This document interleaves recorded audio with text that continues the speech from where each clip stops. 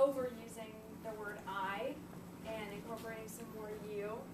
And I'm going to try and continue projecting my voice. So, what if someone told you that you could no longer eat some of your favorite foods for the rest of your life today? Stop. Well, that's what people with celiac disease are told every day. My name is Megan Shaw, and in August of 2012, I was diagnosed with celiac disease. This morning, this presentation will inform you about what gluten is, what celiac disease is, and how it can be managed. And by the time it's finished, you'll have a better understanding of these things. So, in order to know what exactly celiac disease is, you need to know what gluten is. And in my survey, about 70% of you answered that you did know what gluten was. But that's not always the case for everyone, so I'm going to explain it. Gluten, according to thepurebar.com, is a protein found in wheat, barley, and rye. And why is that relevant? Well, it's relevant because in our modern human diet, wheat, barley, and rye are incorporated in so much of what we eat.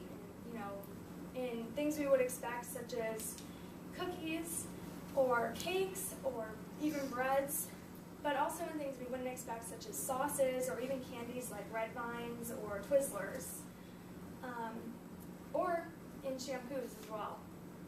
Totally unexpected.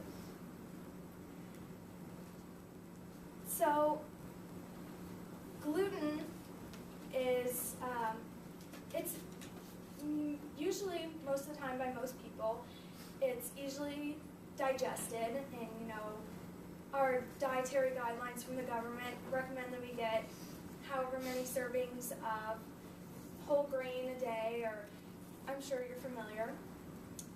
But for people with celiac disease, it's a little different. And what I mean by that is when people with celiac disease ingest gluten, their bodies create kind of an inflammatory response. And so to summarize wheat's effect on the body, it's usually a good whole grain that's great for people, but for people with celiac disease, it's a little different. So what exactly is celiac disease? And like I stated, it's an inflammatory response. It's an autoimmune disease. And according to healthnews.net, an autoimmune disease is a disease in which the immune system of a person's body attacks itself. And the immune system, which normally protects us from invaders such as viruses or bacteria, starts to attack tissues or substances that are normally healthy and found in the body. And for people with celiac disease, this is how the immune system responds to gluten being in the body. You see, we have these things called villi in our small intestine, which are small finger-like projections that kind of help to move our food along and at the same time absorb the nutrients. And when people have celiac disease, the gluten causes an adverse reaction which causes the villi to kind of almost retract and become flat. So the food is harder to process, and also the nutrients don't get absorbed.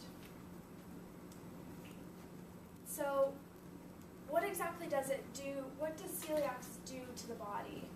Well, because the villi in the small intestine become so diminished, people can suffer from malnutrition, an array of symptoms from weight loss to weight gain, depending on what you're eating.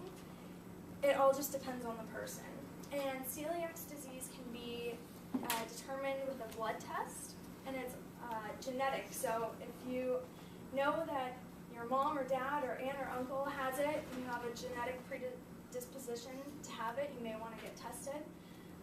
Also, it can be asymptomatic, so you could have it and never know. The only downside to having asymptomatic celiac disease would be not being able to have wheat anymore, because you know that if you continue eating wheat with celiac disease, you expose yourself to a higher risk of colon cancer later in life and just overall poor nutrition because you're not getting the nutrients you need. So you're probably wondering, how do you manage celiac disease? And the answer is simple. It's that there's no real cure for it or medicine for it. The only real solution is to completely cut out gluten for the rest of your life. And there are great alternatives, albeit they taste a little different, but it works, and rather safe than sorry, and be healthy. So in conclusion, we talked about today what exactly celiac disease was, what gluten is, and how celiac disease can be managed. And I hope the next time you reach for a cupcake, cookie, or even slice of bread, you remember me and think of how difficult it might be to pass that up forever.